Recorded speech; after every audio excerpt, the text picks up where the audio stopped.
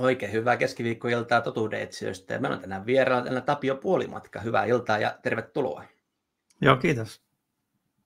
Joo, ennen kuin päästetään Tapio sut vauhtiin, niin sanotaan nämä alkuylörinät tähän, että muistakaa laittaa tykkäystä lähetykselle, laittakaa kommenttikenttään kommentti, chattiin laittakaa #TE, jos haluatte nostaa kyssäreitä tähän Tapiolle. Ja ottakaa kanavatilaukseen ja kiitos kaikille kanavatilaajille. Sen lisäksi, jos lähetys menee YouTuben tarkistukseen, niin se on nähtävillä sitten vain kanavan jäsenille sen aikaa, kunnes se on sitten tarkistettu noin parista päivästä viikkoon yleensä menee. Mutta pidemmittä puhetta, hyvää iltaa Tapio ja tervetuloa vielä uudestaan. Joo, kiitos. Joo. No, kerrotko vähän, että kuka on Tapio ja miten oot siihen päätynyt? No mitähän mä sanoisin, siis mähän on alun perin aloittanut siis, jos mä ajattelen mun elämää, niin mulla on ollut keskeistä tuo filosofia. Oli filosofia-opiskelija pitkään ja sitten tein itse asiassa mun filosofian väitöskirjaa Jerusalemissa. Mä sain sinne Jerusalemin hebrealaisen yliopistoon stipendin. Ja sitten kun mä olin siellä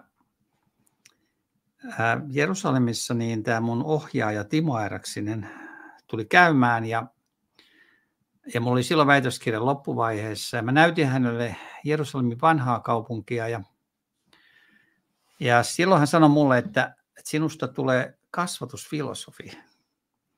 Ja mä ajattelin, että miten musta voi tulla kasvatusfilosofia yhtäkkiä, kun mä en ole koskaan lukenut kasvatustiedettä. Ja sitten Timo sanoi mulle, että kun tulet Suomeen, niin menet kasvatustieteen laitokselle. Sinne tarvitaan jotain filosofiaa. Ja sitten sun täytyy vaan alkaa sitten lukemaan kasvatustiedettä. Ja sitten sillä tiellä sitten musta tuli lopulta kasvatustieteen professori. Nyt mä oon emeritusprofessori. Eli tämä on niin se mun, voisiko sanoa lyhyesti se mun historia, tämän tyyppinen. Mutta siis kasvatustieteessäkin mä oon ollut enemmän niin kuin, siis sanotaan tieteen filosofia, moraalifilosofia, tämän tyyppisissä asioissa, tämän tekemisessä. Joo, mielenkiintoista. No sulla oli otsikko toi, miksi globaaliin hallintoon pyritään, niin missä kohtaa sulla sitten, kun sä oot opiskellut ja noin, niin missä kohtaa sulla alkoi ehkä jotenkin havahtumaan se, että mitäs täällä oikein maailmassa tapahtuukaan? No siis tietysti yksihän, mitä mä oon opiskellut, on niin kuin valtio-oppia. Ja valtio, jos me ajatellaan nyt,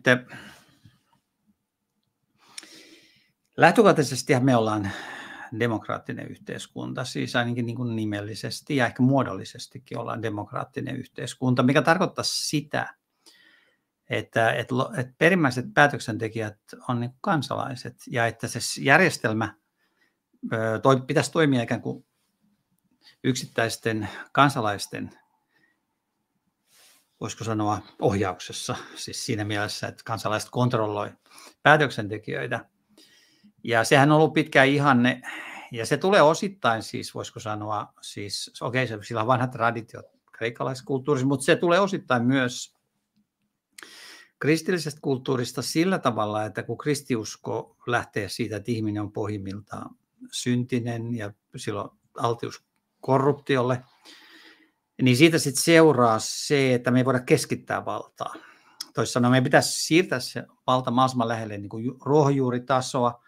Ja sitten toisaalta myös kristiuskosta tulee siis se ajatus, että jokaisella ihmisellä on ehdoton ihmisarvo, ehdottomat ihmisoikeudet. Ja tämä on toinen tekijä, mikä sitten johtaa siihen, että me pitäisi kuunnella sitä tavallista ihmistä sieltä ruohonjuuritasolta ja antaa hänen ikään kuin päättää omista asioistaan mahdollisimman pitkälle. Ja sitten yhdessä hoidetaan jotakin yhteisiä asioita, mutta silloinkin sitä vallankäyttöä pitäisi kansalaisten kontrolloida, niin kuin joko siis puolueiden tai eri järjestöjen tai instituutioiden kautta ja niin edelleen. Mutta siis nythän meillä on tapahtunut sellainen muutos tässä ajattelussa, siis voisiko sanoa osittain maallistumisen myötä, että demokraattisen hallinnon sijasta me ollaan siirrytty teknokraattiseen hallintoon. Eli teknokraattinen hallinto tarkoittaa siis, voisiko sanoa, asiantuntijavaltaa. Eli että meillä on joku oletettu joukko asiantuntijoita, joihin vetoamalla sitten valtaa pitävät ikään kuin pyrkii ohjaamaan valtionhallintoa. Ja sitten käytännössä se nykyään johtaa siihen, että kun tavallinen ihminen niin kuin lähtökohtaisesti, sitä pidetään niin kuin tietysti tyhmempänä kuin niitä asiantuntijoita, niin yhä enemmän sivuutetaan sen tavallisen ihmisen näkökulma. Ja sitten se päätöksenteko siirretään yhä enemmän niille valtaa pitäville viranhaltijoille ja niin edelleen.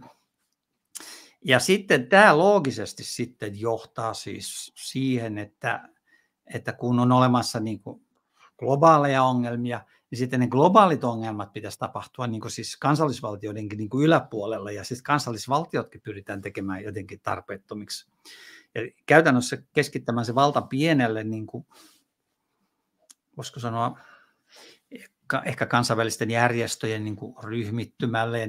Siellä on suhteellisen pieni se joukko, joka sitten päättää asioista. Ja niin kuin me ollaan nyt nähty sitten viime keväänä, yritettiin maailman terveysjärjestön saada pandemian sopimusta aikaan ja muutoksia kansainvälisiin terveyssääntöihin. Se on yksi tapa, miten yritetään sitä globaalia hallintoa edistää. Sitten meillä oli syyskuussa YK pyrki saamaan aikaan sen tulevaisuussopimuksen ja se saatiin, Suomikin allekirjoitti sen. Että tämän tyyppinen niin kuin prosessi on menossa maailmassa tällä hetkellä. Joo, kyllähän se, jos miettii, että kuinka monta asiantuntijaa on aina ihan aiheesta riippumatta, niin aina löytyy joku asiantuntija paikalle. Että joskus juttelin isän kanssa vaikka GMOsta, eli geenimanipulaatiosta, ja olin itse sitä vastaan, että ei kuulosta kovin hyvältä jutulta, mutta taas joku asiantuntija oli radiossa kertonut siitä, että kuinka tämmöinen GMO-viljelykin niin on hyvä asia, että sinnekin niin kuin ei tarvitse itse pureskella sitä asiaa, kun kuulee vain jostain jonkun asiantuntijan sanoin, että tämä on hyvä homma, vaikka se olisi jotain käytännössä todella jotain muuta. Joo, ja tässä on juuri se tietysti, että käytännössä me tiedetään, että asiantuntijathan saa jostakin palkkansa, ja ne saa jostakin, ehkä niillä on tutkimusprojekteja, ne saa jostakin rahoitusta. Ja se on kai aika yleisesti hyväksytty tosiasia, että se rahoittaja vaikuttaa tutkimustuloksiin, koska jos tupakkateollisuus vaikka rahoittaa tutkimusta, niin silloin jos tutkijat odottaa, että ne saisi jatkorahoitusta, niin kyllä ne mielellään sit saa sellaisia tuloksia, jotka on jotenkin edullisia tupakkateollisuudelle esimerkiksi.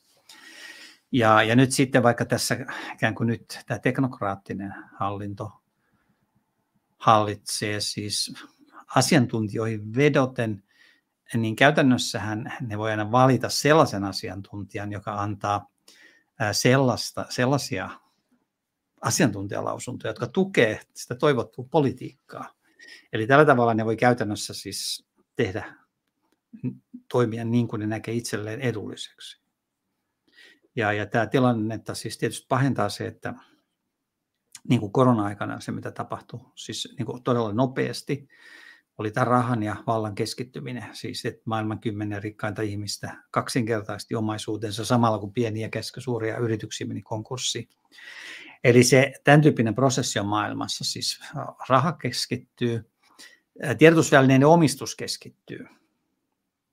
Ja silloin siis tietysti lääketeollisuuden omistus keskittyy. Eli ne samat ihmiset, jos ajatellaan vaikka pandemiatilannetta, samat ihmiset, jotka teki voittoja vaikka niillä rokotteilla, ja jotka sitten, niin ne vaikutti sitten, tai jotka rikastus yhteiskuntasuluilla, niin ne samat ihmiset sitten hallitsi medioita. Eli miten näistä asioista uutisoitiin ja miten ihmisiin vaikutettiin. Eli tämä on se meidän yksi ongelma tällä hetkellä. Ja nyt kun me tiedetään, joka yrittää saada kirjoituksia läpi niin kuin oletettavasti vapaan lehdistön mielipidesivustoille, niin tietää, että se ei ole enää helppoa. Siis jos sä kirjoitat vastavirtaan, niin sun on vaikea saada sun mielipiteet julkaistuksi. No mäkin muistan silloin korona-aikaan oli niin ihan Iltalehden uutinenkin, jossa niin uutisoitiin, että kuinka nämä maailman rikkaimmat ihmiset on rikastunut siinä aikana. Ja samaan aikaan kun katsoi yhteiskuntaa, niin siellä hätä ja pelko ja sulkuja ja yritykset konkurssissa, niin sitten olisi niin jotenkin jännä, että se ei niin sen enempää kuitenkaan herätä ajattelemaan sitten, että mitä tällä tapahtuu. Että rikkaat rikastuu ja yhteiskunta köyhtyy. Niin ja sitten siis mä ajatellaan nyt vaikka sitä tulevaisuussopimusta, minkä lähes kaikki maailmanvaltiot allekirjoitti syyskuussa YK:n tulevaisuussopimusta. Niin siinä on koko ajan lähtökohtana se, että on olemassa sellaisia globaaleja ongelmia, niin kuin ilmastonmuutos, tai sitten nämä pandemiat, tai sitten niin kuin taloudelliset ongelmat, ja niin edelleen, ja pakolaisuus ja niin edelleen, joiden ratkaisemiseksi me tarvitaan sitä globaalia hallintoa, ja sen tähden niin kuin nyt esimerkiksi siinä tulevaisuussopimuksessa korostetaan sitä, että YK:lle pitäisi saada niin kuin lisää rahaa, ja sille pitäisi saada lisää valtaa, sitä valtaa pitäisi keskittää lisää, ja pitäisi saada lisää myöskin rahaa niille ihmisille, jotka siellä toimii, ja se oli sama idea itse asiassa pandemiasopimuksessa, siis siinä alkuperäisessä suunnitelmassa, että siinä oli esityksenä, että valtioiden pitäisi tietty prosentti terveysmenosta niin kuin antaa sinne maailman terveysjärjestölle, taas sen byrokratian niin kuin ylläpitämiseen. Eli tässä tapahtuu koko ajan tällainen asetelma, että se nämä globaalit kansainväliset järjestöt ja niiden byrokratia, niin se pyrkii oikeuttamaan sen oman olemassaolonsa ja vahvistamaan sitä ja lisäämään oman rahoitustaan.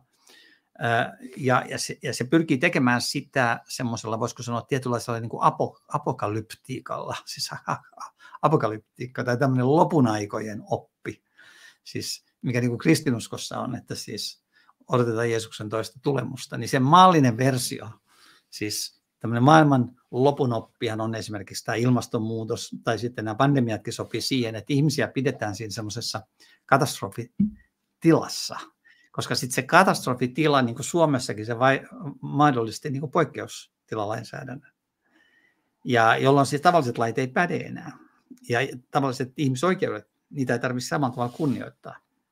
Eli tämän tyyppinen niin kuin katastrofi, ilmastokatastrofismi tai sitten se, miten se esimerkiksi koronapandemia esitettiin niin kuin semmoinen valtavan vaarallisena tautina, vaikka se ei ihan sellaiseksi lopulta osoittautunutkaan. Mutta sen avulla se oli jonkinlainen yhteiskuntakokeilu jo siitä, että miten ne ihmiset saadaan niin kuin alistumaan tämmöiseen ylhäältä ohjattuun hallintoon, joka itse asiassa tuotti valtavaa haittaa tavallisille ihmisille, mutta rikastutti sitä eliittiä, joka sitä tavallaan ohjasi, sitä prosessia. Joo, se on, jos miettii, että miten tätä niin voi myydä ihmisille, niin vähän aikaa sitten näin televisiosta sen, että siinä oli tämmöinen YK:n hieno gaala-tapahtuma, puhejuttu, missä oli sitten Leonardo DiCaprio puhumassa näistä niin kuin YK:n haasteista ja mitä kaikkea se pitää tehdä. Että sehän myydään tosi hienosti ja näyttävästi ja silleen, että ai, tuommoinen hurmurikin tuolla puhuu näistä ilmastoasioista, niin sitä moni saattaa sitten haksahtaa sitten, että no vitsi, että on tämä varmaan sitten ihan todellista tämä kaikki, mitä nämä YK-hommat haluaa meitä edistää näissä sodissa ja ilmastokatastrofeissa ja sun muissa vastaavissa. Niin ja sitten se on saatu selville siis esimerkiksi, että ihmiset, jotka tämän tyyppisiä kannanottoja antaa, niin nehän saa siihen niin kuin, nehän saa palkkion siitä. Sehän on saatu tietopyynnöillä niin kuin Suomessakin, että jos joku tämmöinen julkisuuden henkilö on antanut jonkun semmoisen lausunnon, joka pandemian aikana tuki sitä virallista linjaa, niin sille on maksettu tietty palkkio.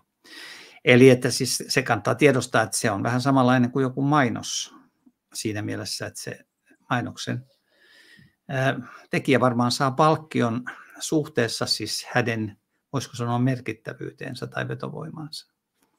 Eli tässäkin niin kuin pelaa just se raha, että se raha, ne ihmiset, jotka niin kuin taloudellisesti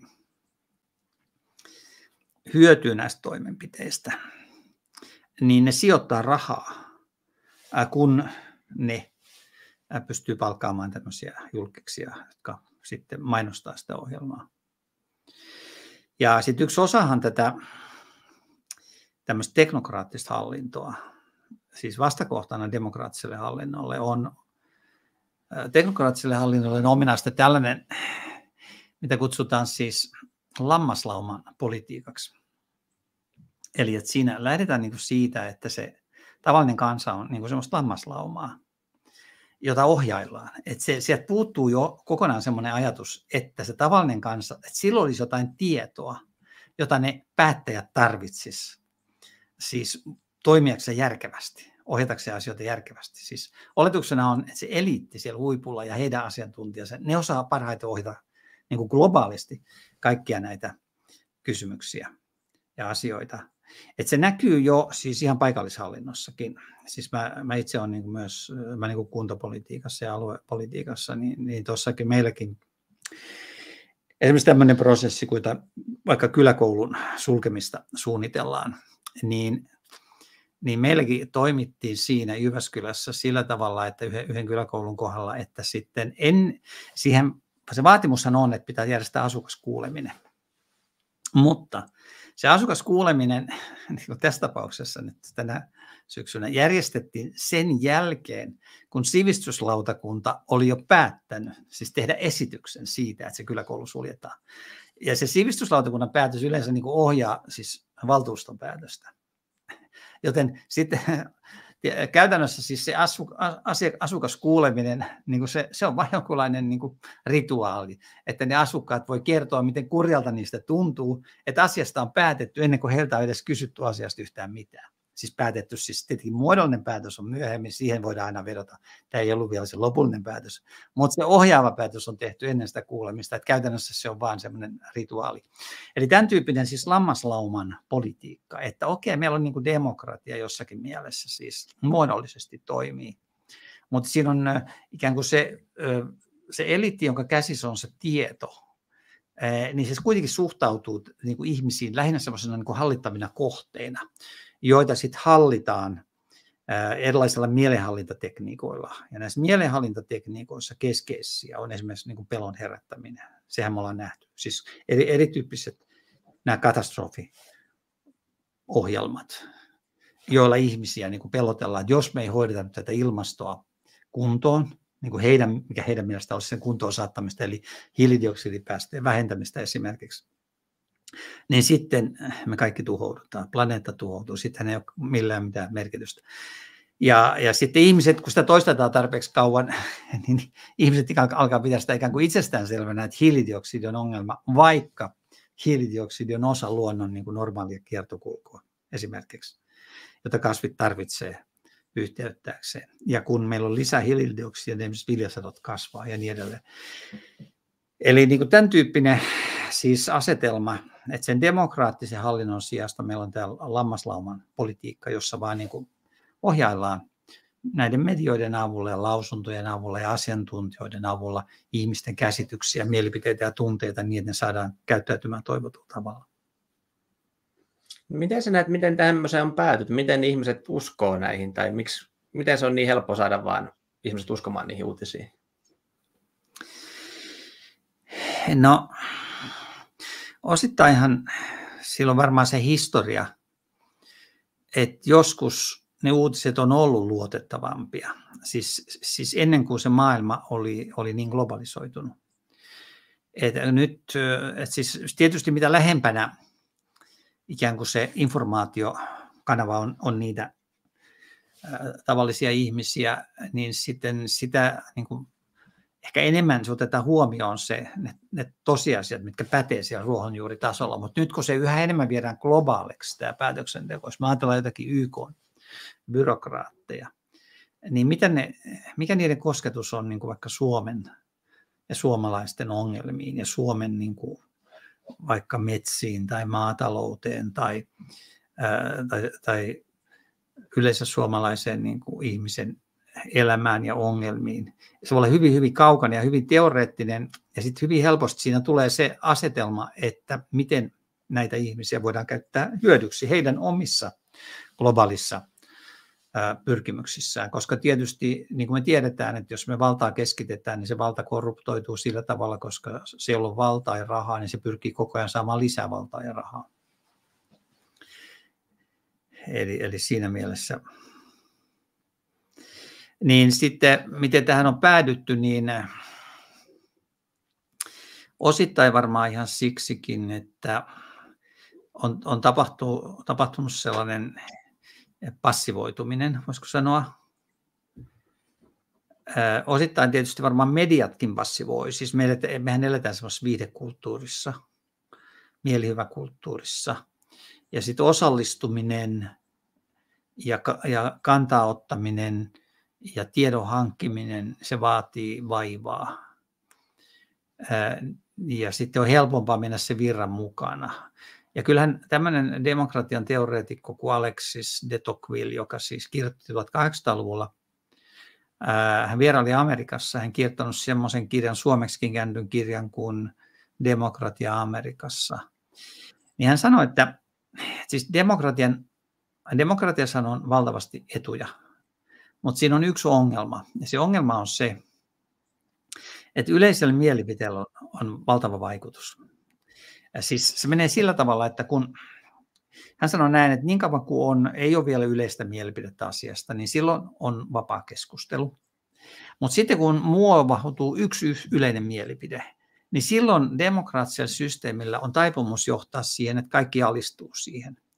Ja poliitikot tietysti alistuu ensimmäisinä, koska poliitikkojenhan pitää saada ääniä, voidakseen jatkaa politiikassa tai edetä poliittisella uralla. Ja saadakseen ääniä, niin poliitikot alistuu siihen yleiseen mielipiteeseen.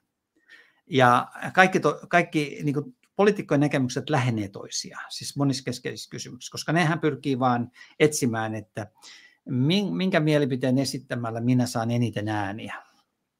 Ja tällä tavalla sitten se demokraattinen keskustelu ikään kuin köyhtyy. Ja se enää ei esitetä näitä vaihtoehtoisia näkemyksiä. Ja silloin sitten tällä tavalla se lähtee liikkeelle se prosessi, jossa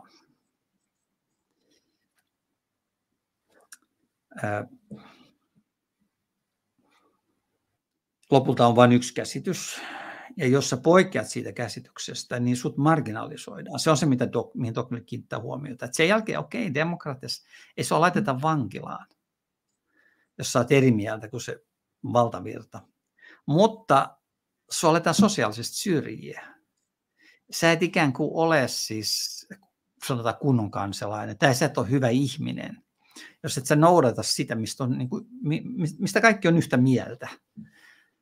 Vaikka niin kuin me nähtiin nyt esimerkiksi korona-aikana, jossa vastustit vaikka sulkuja, niin sitten sä vaarannat ihmisten terveyden. Eli sä oot vaarallinen ihminen.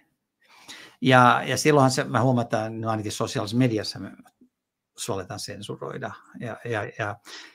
Ja yleensäkin, jos sä oot demokraattisessa järjestelmässä, niin kuin kuulut jonkin vähemmistökantaan, niin sä tavallaan et ole täysin hyväksytty.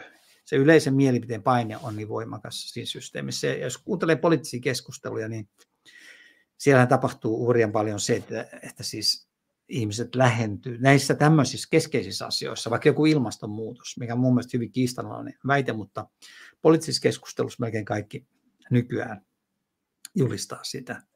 Tai sanotaan korona-aikana siis lähes kaikki puolusti niitä virallisia toimenpiteitä, jotka nyt on osoittautunut vahingollisiksi, esimerkiksi nämä sulkutoimet. Joo, kyllähän se malli saadaan jo lapsena siinä, että kun mennään kouluun, niin haluatko sä olla syrjitty vai haluatko sä olla jollain tapaa niin kuin hyväksytty edes siinä koululuokan aikana. Niin samahan se toistuu sitten tässä ihmiselämässäkin, että jos sä oot eri mieltä kuin muut, niin sitten se vähän niin kuin heitetään pihalle tai sä oot outo tai sä et saa sitä niin kuin hyväksyntää niistä ympärillä olevista ihmisistä, niin siinä helposti sitten saattaa tehdä niitä asioita vasten sitä omaa sisintä ja tahtoa, että muut tekee, niin sitten mennään helposti mukaan siihen touhuun. Joo, ja sitten tässä on se, että miten tämä mielipiteen vaikuttaminen toimii. Siis nythän se asetelma on sellainen, että jos sä edustat vähemmistökantaa, niin nyt oletetaan vaikka korona-aikana, tai vaikka nykyään, jos sä kritisoit jotain globalistisia pyrkimyksiä, niin silloinhan ei useinkaan lähdetä argumentoimaan niin kuin järkiperäisesti sun kanssa ja perustelemaan, miksi sun kantas on väärä, vaan otetaan käyttöön joku tällainen tunteisiin vaikuttava termi kuin salaliittoteoreetikko. Että sä oot salaliittoteoreetikko, Ja se salaliittoteoreetikon käsitteeseen liitetään jotakin semmoista, voisiko sanoa vähän hämäräperäistä. Että sulla on liian niin kuin vilkas mielikuvitus. Että sä kuvittelet asioita. Siis sä kuvittelet, että nyt joku jossakin pyrkisi vaikka luomaan globaalia hallintoa. Niin vaikka tietysti, jos sä luet näitä tulevaisuussopimuksia tai pandemiasopimuksia ja niin edelleen, niin okei, siellähän sitä kehitellään. Ja kyllähän siis sitten taas, jos sä luet vaikka jonkun David Rockefellerin elämäkertaan, niin hän sanoi, että hän pyrkii siihen, siis globaaliin hallintoon. Mutta käytännössä, kun ihmiset hän ei lue näitä, ihmiset ei oikeasti lue, ne on kaikki netissä luettavissa, no, nämä on tylsiä asiakirjoja, niin ihmiset ei lue niitä. Eikä ne silloin ei tiedä, että faktisesti kyllähän siihen pyritään ja sitä perustellaan rationaalisesti, että miksi meillä pitäisi keskittää valtaa näille kansainvälisille järjestöille ja pyrkiä tämmöiseen globaaliin hallintoon. Eli tämä synnyttää sen, eli sitten kun sut leimataan jollain tämmöisellä termillä, joka siis synnyttää tietyn tunnevaikutuksen, niin kuin me nähtiin, siis jos sut leimataan salaliittoteoreetikoksi, niin silloin siihen sisältyy jotenkin sellainen ajatus, että sä et ihan tasapainoisesti suhtaudu nyt asioihin, sä et oikein analysoi niitä, että sä jotenkin, että näähän on ihan tämmöisiä, että sä luot jonkunlaisen, voisiko sanoa mielikuvituskertomuksen sinne taustalle. Vaikka siis käytännössähän sä vaan luet niitä asiakirjoja, se on sieltä luettavissa. Et vaikka nyt jos ajatellaan koronapandemiaa, niin jos sä katsot, vaikka internetistähän löytyy ehkä 50 niin kuin pandemiaharjoitusta, jotka on pidetty ehkä 10 vuoden aikana ennen koronapandemiaa. Ja kaikki löytyy internetistä. Mutta okei, sulla täytyy tietysti olla oikea hakusana, että sä löydät sen. Sulla täytyy tietää vaikka Event 201. Se on yksi pandemiaharjoitus. Sitten sä löydät sieltä ne dokumentit, että mitä siellä on, niin kuin, minkälaisia toimenpiteitä on suunniteltu, minkälaista pandemiaa on odotettu. Ja sitten kun sä luet sitä, niin sä huomaat, että se mitä ne odotti, niin aika tarkalleen toteutui. Ja ne toimenpiteet, mitä ne suunnitteli, niin ne aika tarkalleen meni just niin. Eli että ne tarkalleen, siis oli, niin kuin, niillä oli suunnitelma tämän tyyppisestä, esimerkiksi niin kuin sulkutoimista ja siitä, että ja sitten ne osasivat myös ennakoida ne eri ongelmat, mitä tulee ja miten niitä ratkotaan. Mutta tavalliselle ihmiselle tämä kaikki on niin kuin salaliittoteoreetikkoa, koska se ei koskaan lähde siihen, että se alkaisi ihan oikeasti etsimään internetistä niitä pandemiaharjoituksia, lukemaan niitä asiakirjoja ja sitä kautta sitten todentamaan, että jotkut ihan oikeasti pyrkii globaaliin hallintoon esimerkiksi. Joo, se on se kognitiivinen dissonanssi, jotenkin näin lausuttuna hienosti, mutta kyllä mä muistan sen, kun vaikka CIA, vaikka nyt voi olla monta mieltä siitä, että minkälainen järjestö se on, mutta kuitenkin tämmöinen virallinen järjestö, jonka nettisivulta pystyy lataamaan tämän, mikähän sen kirjan nimi, se oli Illuminaatista kertoneesta 13 sukulinjasta, pystyy lataamaan sen kirjan. Ja muistan, kun se Facebookiin aikanaan laitoin ja jaoin sinne, niin ne kommentit oli sitä luokkaa, että se on niin kuin CIAn luomaa salaliittoteoriaa tai jotain muuta vastaavaa, että sitäkään ei voi niin kuin hyväksyä semmoisena, että tämmöistäkin saattaa olla. Että sekin oli vaan joku CIAn humputus tai joku muu vastaava tämmöinen, niin kuin niistä kommenteista, mitä sitten sai sinne. Joo, tuo Mike Pence on paljon, siis Twitter-hahmo. Twitterissä Mike Pence niin kuin analysoi aika paljon näitä tekniikoita, joilla siis pyritään leimaamaan ne, jotka edustaa sellaista kantaa, joka on vastoin sitä, voisiko sanoa virallista linjaa ja niitä globaaleja pyrkimyksiä. Ja hän esimerkiksi yhdessä videossa, niin kuin hän käy kohta kohdalta läpi yhden CIAn koulutuksen lehtimiehille, siis journalisteille, jossa juuri ikään kuin opetellaan sitä, että kun joku nyt esittää jonkun tietynlaisen niin kuin vasta-argumentin, vaikka sulkutoimille tai jollekin tämän tyyppiselle, jota nyt ajettiin, niin minkälaisella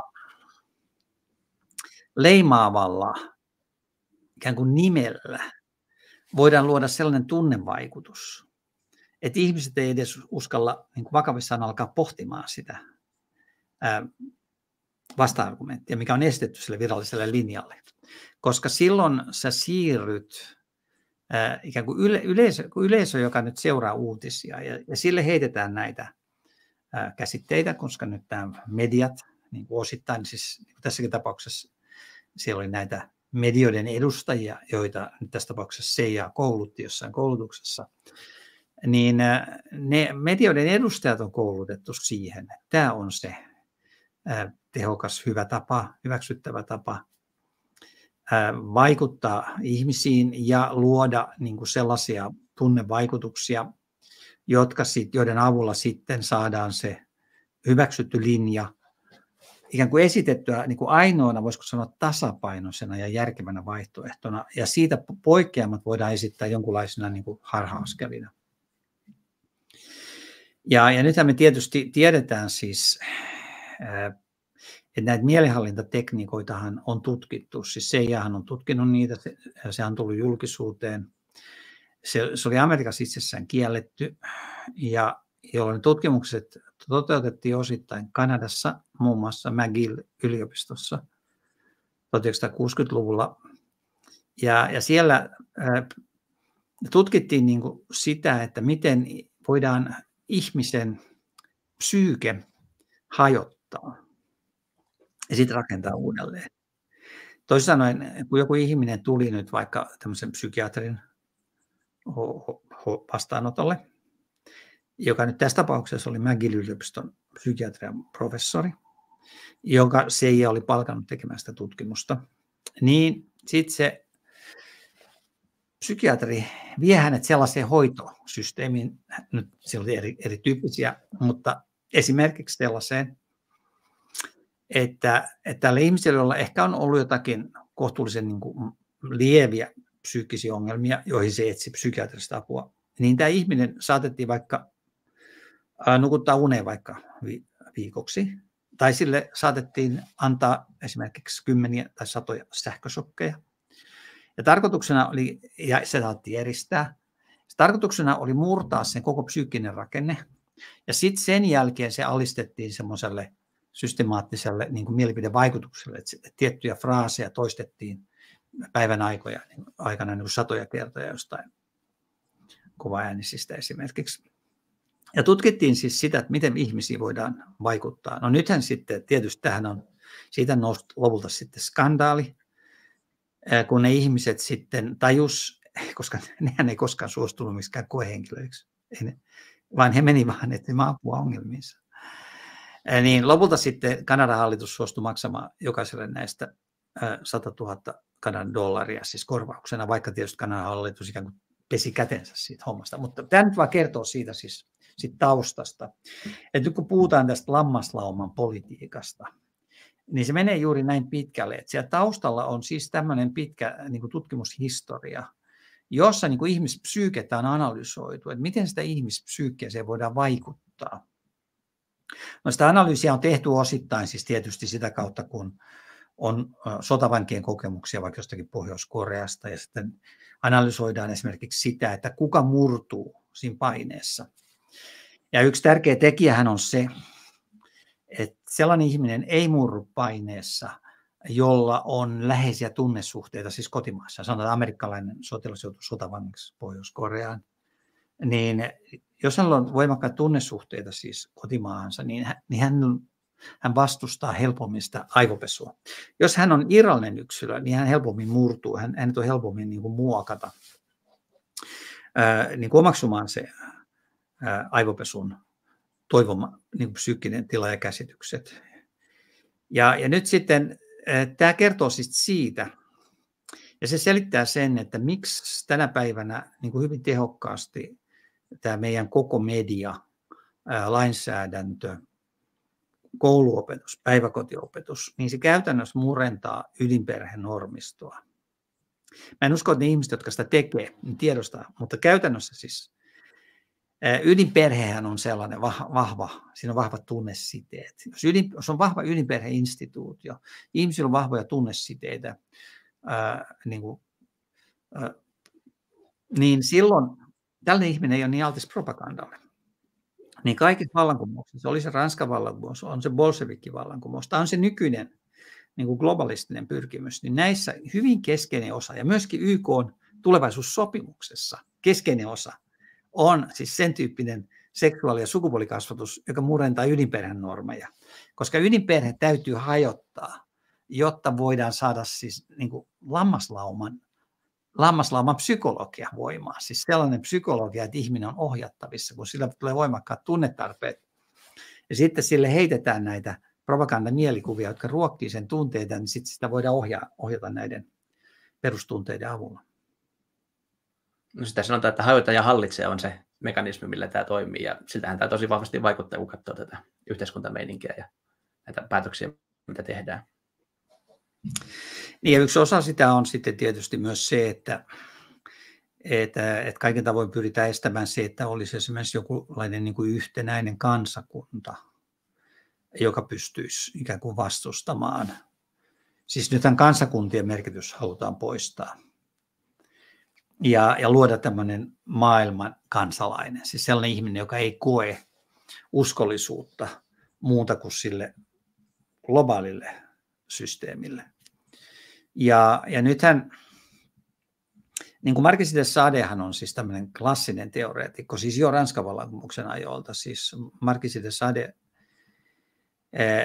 niin hän oli siis tämmöinen filosofi, mutta myöskin siis sadisti. Hän on sadismin filosofian, voisiko sanoa, kehittäjä. Hän oli suurin osa elämästä vankilassa sen tähden, että hän oli vaarallinen ihminen. Hänen omaisensa niin kuin hoiti hänet vankilaan. Mutta siis Ranskan vallankumouksen myötä hän vapautui. Ja hän oli kansalliskokouksessa niin kuin vasemmistosiiven edustajana. Ja hän on luonut siis yhden tämmöisen teorian. Ja se teoria on juuri se, että jotta me saadaan luotua tämmöisiä niin kuin ohjaltavia lampaita ihmisistä, niin meidän täytyy addiktoida ne. Ja tietenkin se addiktoiminen, sen yksi perusedellytys on se, niin kuin hän sanoi, että me ei voida sallia sitä, että lapset on uskollisia isälleen ja äidilleen. Niin meidän täytyy luoda sellaisia kansalaisia, jotka on uskollisia vaan valtiolle. Ja nyt tietysti globaalissa kontekstissa sellaisia kansalaisia, jotka on uskollisia vaan sille globaalille järjestelmälle. Eli tämän tyyppinen asetelma siis on taustalla, ja ajattelu on taustalla siis osittain, siis koska meillä on niin pitkä historia, jossa on niin kuin tehty näitä erityyppisiä yhteiskuntakokeita, niin kuin Ranskan vallankumous oli yksi yhteiskuntakoe ja yksi Ranskan vallankumouksen niin uudistuksista oli nimenomaan hajottaa avioliittoinstituutio, tehdä se siis avioerot helpommiksi ja avioerojen määrä siis kasvoi dramaattisesti ja sama tapahtui bolshevikki-vallankumouksessa. Ja esimerkiksi bolshevikki-vallankumouksessahan tietysti meillä on niin kuin selvät tilastot siitä siis myöskin, että tämä avioliittoinstituution hajottaminen, jonka bolshevikit teki jo siis avioliittolailla 1918, jolloin avioerosta tuli pelkkä ilmoitusasia, niin tämä oli yksi tärkeä syy siihen, että vuonna 1922 Venäjällä oli jo 7 miljoonaa katulasta. Ja tietysti katulapset, täysin juurettomat, niistä tuli, niin kun niitä värvättiin puna-armeijaan tai keskitysleirien vartijoiksi, niin ne oli fanaattisia. Siis niille esimiehille, koska nehän oli täysin irrallisina. Siis katulapset eli prostituutiolla ja varastamalla. Siis ne oli täysin turvattomia. Niiden psyykeä, siis ne oli hylättyjä lapsia. Niin tällainen on tavallaan ideaali niin kuin totalitaariselle järjestelmälle siinä mielessä, että se voidaan rekrytoida tekemään mitä halutaan. No kyllähän tuo kuulostaa vähän sille, jos katsoo Suomeen, mikä on Suomen historia ollut, että miten se on revitty pois sieltä juurelta ja luotu tämmöinen yhteiskuntamalli, missä me nykypäivänä eletäänkin, niin kyllähän siellä hyvin moni puolustaa sitä, kun menet sanomaan, että hei, että asia voisi olla toisella tapaa, tai että nämä meidän presidentti ja päättäjät ei ole meidän puolella niin sanotusti, niin nehän niin kuin repeää henkseleistä, että miten voi puhuta tuommoista, että jollain tapaa se myös näkyy niin kuin tuollakin tapaa, vaikka ei ole niin radikaalisti ollut katulapsia välttämättä Suomessa, vaikka varmasti on aikoja ollut, milloin on ollut nälänhätää ja kaikkea tämmöistä, mutta se, että tavallaan se näkyy vähän niin kuin Suomessakin toi, vähän erityyppisesti vaan. No Suomessahan se näkyy siis nyt meille niin kuin kuntapolitiikassa tuodaan vuosittain näitä tutkimuksia lasten pahoinvoinnista, lasten ja nuorten koululaisten pahoinvoinnista, ja sehän lisääntyy dramaattisesti. Siis meidän pitäisi elää niin kuin hyvinvointiyhteiskunnassa, meidän pitäisi elää siis koulutusyhteiskunnassa ja ikään kuin yhteiskunnassa, joka edistyy, niin tästä pitäisi loogisesti seurata, että lapset voisivat koko ajan paremmin. Käytännössä me nähdään, että lasten ja nuorten pahoinvointi lisääntyy. Ja se yksinkertainen syy on se, että valtiovalta, koulutusjärjestelmät, mediat niin kuin kaksinkäsin repi ydinperheinstituutiota, joka on se ainoa toimiva instituutio, joka pystyy niin kuin turvaamaan sitä lapsen psyykkistä hyvinvointia. Jos sitä kaksinkäsin revitään, hajotetaan ja sitten lapset koulutetaan päiväkodista alkaen sellaiseen niin kuin asenteisiin, jotka ei ole edullisia eikä niin kuin suosi siis ydinperheen vakautta, niin silloin tietysti sit seurauksena on se, että lapset voi pahoin.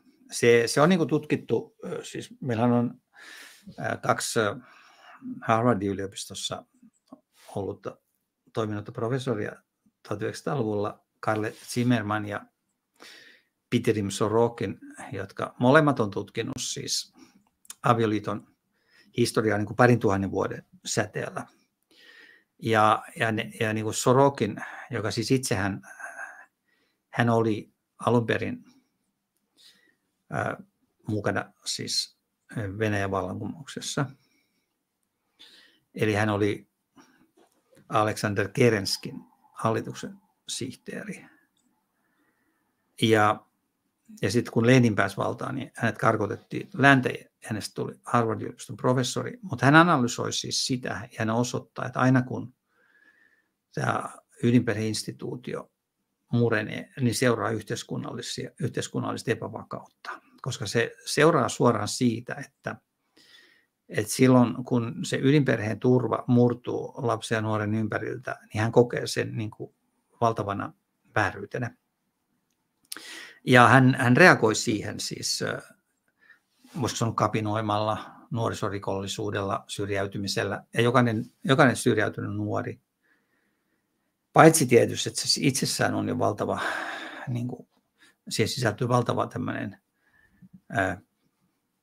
kärsimys, niin se on yhteiskunnan kannalta katastrofi, se on äärimmäisen kallista. Siis jokainen syrjäytynyt nuori vaatii siis siirtävää panostusta, että häntä hoidetaan. Sen sijaan, että tämä nuori siis antaisi panostuksen sille yhteiskunnalle, että se olisi tuottava yhteiskunnan jäsen.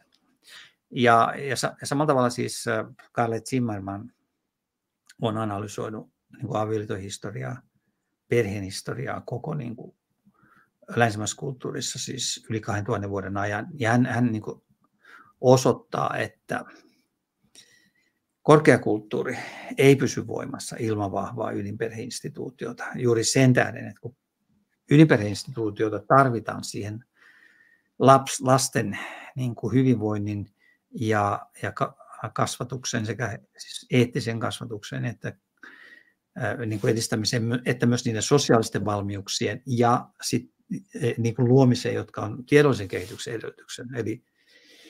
Eli se, mitä nyt tehdään suomalaisessa politiikassa ja kansainvälisessä politiikassa, että kun hajotetaan siis ydinperheinstituutiota, niin okei, se palvelee sitä globalismia ja vallan keskittämistä, koska siis luodaan tämä lammaslauma, joka tottelee ja joka siis, jolle ei ole voimaa taistella vastaan, ei ole voimaa niin kuin taistella tätä valtavirtaa vastaan, mutta se itse asiassa köyhdyttää niin kuin meitä, taviksia, tietenkin ne, jotka rikastuu meidän tyhmyydellä ja sillä, että me ollaan tämmöistä lammaslaumaa, niin no, se pikku eliitti tietysti voi hyvin.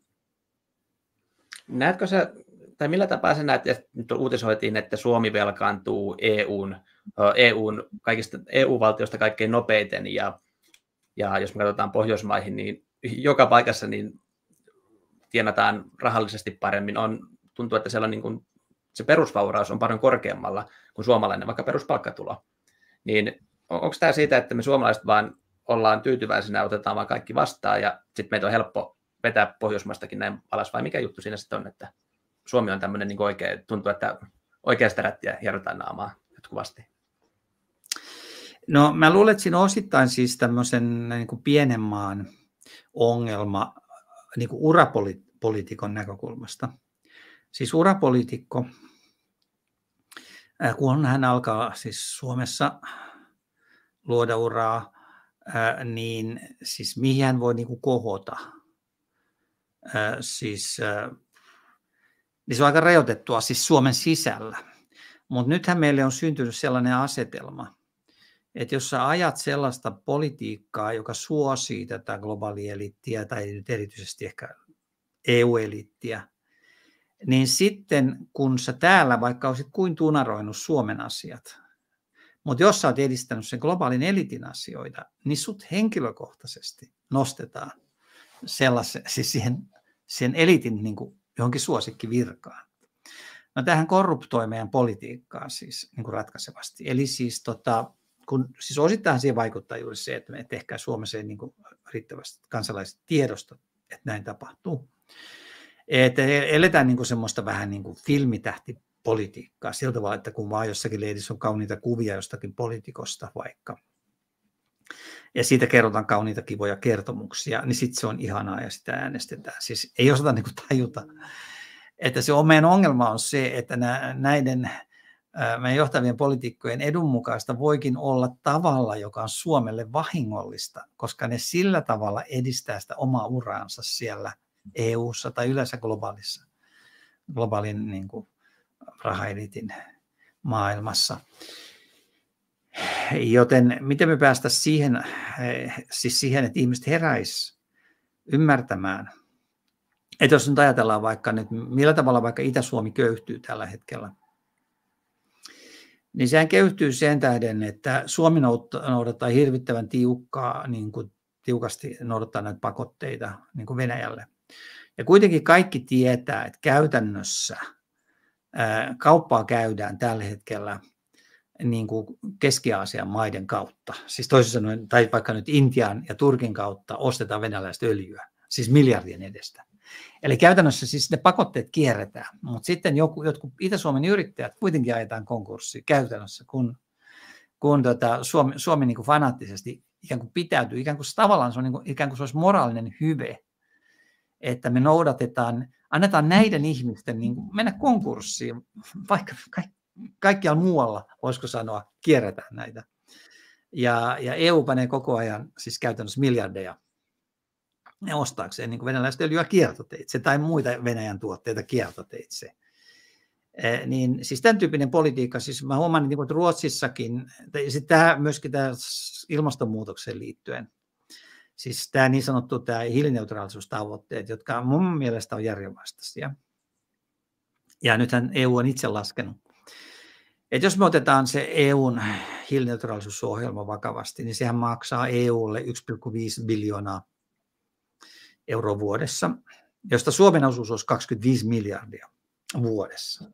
Ja kun otetaan huomioon, että Suomen sosiaali- ja terveysmenot on 27 miljardia, niin saadaan kuva, että tämä on niin kuin aivan massiivinen siis rahan reikä. Siis. Jos suomalaiset näyttää olevan niin kuin aikamoisia fanaatikkoja tässäkin, että nyt pitää olla niin kuin ennen muita aikataulussa tässä hiilineutraalisuuden tavoittelussa, kun vielä on ihan täysin epäselvää, että miksi se hiilineutraali tai hiilidioksidi olisi ongelma ilmaston näkökulmasta, kun se on osa luonnon normaalia kiertokulkua ja hiilidioksidin lisääntyminen lisää vaikka viljasatoja esimerkiksi.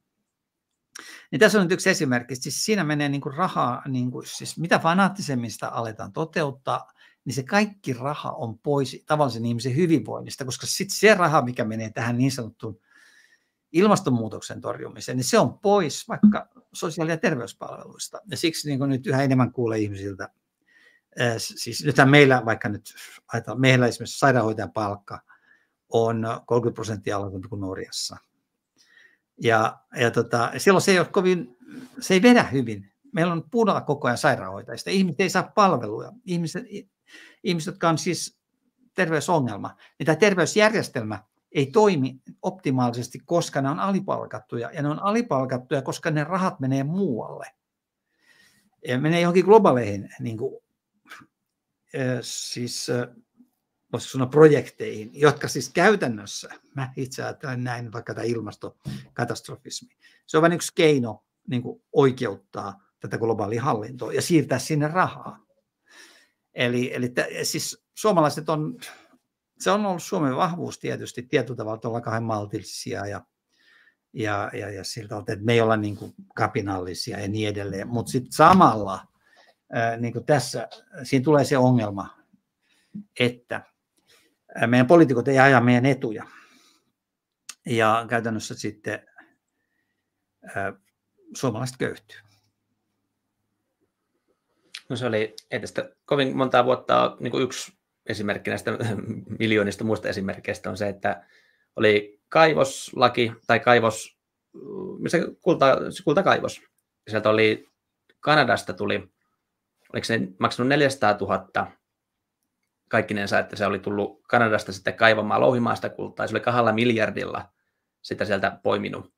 Eli vai oliko 40 000? Se oli tosi pieni määrä sille, mitä sitä maksettiin, ihan semmoinen niin kuin käytännön pikkusumma. Ja ihan valtavat määrät louhittiin sitä kultaa sieltä. Ja siinäkin ajatus on se, että eikö kannattaisi suomalaista kouluttaa kaivamaan kultaa ja ottamaan se kulta itselleen sieltä? Vai mikä juttu niin kuin tässäkin hommassa on? Että niin kuin tuntuu, että ihan sama onko se sähköhinta vai mikä, niin aina jostain niin kuin vedetään ja kovaa alta. Joo, tämä on se ongelma siis tässä nykyisessä systeemissä kaiken kaikkiaan, että se poliitikko, joka siis toimii vastoin niin kuin EU-eliitin toiveita, niin sitä vastaanhan käytännössä toimitaan. Siis nyt me voidaan ottaa esimerkiksi vaikka tämä Unkarin johtaja Viktor Orbán, joka nyt ajaa niin kuin politiikkaa, joka on aika monessa kohdassa erilainen kuin EU-eliitin johto, eliitin politiikka, niin nehän jo käytännössä aktiivisesti pyrkii vaikuttamaan seuraaviin Unkarin vaaleihin niin, että Orbán ei tulisi valituksi. Eli siis poliitikko tietää, että se on niin kuin tavallaan poliittinen itsemurha hänelle, jos hän alkaa näissä olennaisissa kohdissa vastustaa näitä globalistisia ohjelmia.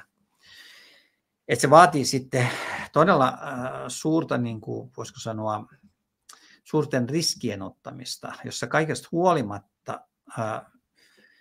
kritisoit tätä systeemiä ja kaiken uhallakin ajat sellaista politiikkaa. Nyt ääriesimerkki on tietysti Robert Fico, joka siis vastusti juuri näitä EU-keskeisiä ohjelmia ja vaati esimerkiksi koronatoimenpiteet pitää analysoida ja se korruptio paljastaa ja että pitäisi pyrkiä lopettamaan esimerkiksi Ukrainan sota. Siis Ukrainan sotahan on sellainen yksi, minkä avulla niin kuin eliitti rikastuu, koska aseteollisuuteen sijoitetut varat tällä hetkellä tuottaa kaikkein eniten, niin Ficohan siellä ammuttiin 5 luotia. Jostain syystä se jäi henki kuitenkin. Vieläkin se on jotenkin hengessä, mutta tarkoitan vaan sitä, että se on niin kuin jopa hengenvaarallista. Siis en mä tiedä, se ampujahan sanoi, että hän teki sen takia, mikä oli Ficon kanta tuohon Ukrainaan, mutta vaikea sanoa sitten joka tapauksessa. Se on nyt yksi esimerkki. Eli että kyllähän siellä on niin suuret rahat pelissä myöskin, niin silloin, ja kun tämmöiset ihmiset demonisoidaan, niin ihmiset, jotka nyt vaikka voi olla mielenterveydeltään ehkä horjuvia, niin ne voi kokea, että he tekevät jonkun palveluksen ihmiskunnalle, jos he yrittää eliminoida tämän tyyppisen ihmisen esimerkiksi. Joo, tässä oli Aapelta hyvä kommentti, mitä samaa mieltä on, että ihmisillä on ollut pitkään liian hyvät oltavat. Suurin osa tottunut hedonistiseen elämäntapaan. Jos heiltä viedään joku ulkoisen dopamiinin lähde, niin voisivat saada sen tarvittavan kipinän heräämiseen. Joo, siis niin, eli miten me voitaisiin viedä joku ulkoisen dopamiinin lähde heiltä? Mitähän Abeli ajattelee, että... Varmaan jos kaikki viihde ja tämmöiset autot tai mitä tämmöisiä voidaan niin ulkoisesti havitella, niin jos ne stimulantit lähtee, niin sitten voisi alkaa ehkä jotain tapahtumaa. Tämmöiset ainakin ymmärtäisin. Okei. Niin, siis tämähän on tietysti Marquis de Saden idea, että jos me vaan annetaan ihmisen elää siis semmoista elämäntapaa, jossa se saa koko ajan tätä dopamiinia itselleen erilaisten addiktioiden kautta, niin silloin se passivoituu poliittisesti. Joo, että varmaan näin se on. Että tuo vaan mieti vaan käytännössä, miten tuommoinen voi toteuttaa. Siis, eli miten me voidaan niin kuin herätellä ihmisiä pois tuosta, koska niin kuin se, että ihmiset edes altistuu sille pohdinnalle, niin se on vastakkainen tämmöiselle viihdekulttuurille. Mutta hyvä idea sinänsä. Tuo on varmasti totta. Joo, että oli kommenteissa kanssa sekin, että ihmiset on niin väsyneitä myös ajattelemaan, että kun ne tekee sen päivätyön, niin ei siinä ole niin se ilta vapaana ja sitten valmistaudutaan seuraavaan työpäivään ja viikonloput menee sitten huiletessa tai juhliassa, että sitten ei ole semmoista niin kuin aikaa eikä haluakaan sille niin kuin tutkia sitä, että mitä täällä niin kuin oikeasti tapahtuu, että ollaan niin väsyneitä jo siinä omassa arjessa. Niin, näinhän se menee ja sitten kun sen tiedon hankkiminen voi olla monimutkaista, siis että voi olla hyvin vaikea tietää, että mihin mä voin luottaa. Että voihan mä siis epäillä ja kyseenalaistaa niin kuin eri tietolähteitä, mutta mun täytyisi myöskin pystyä muodostamaan joku vakaumus siitä, että mikä pitää paikkansa, mikä on se nykytilanne ja miten siihen voisi vaikuttaa. Ja se tulee vaikeaksi juuri sitä kautta, että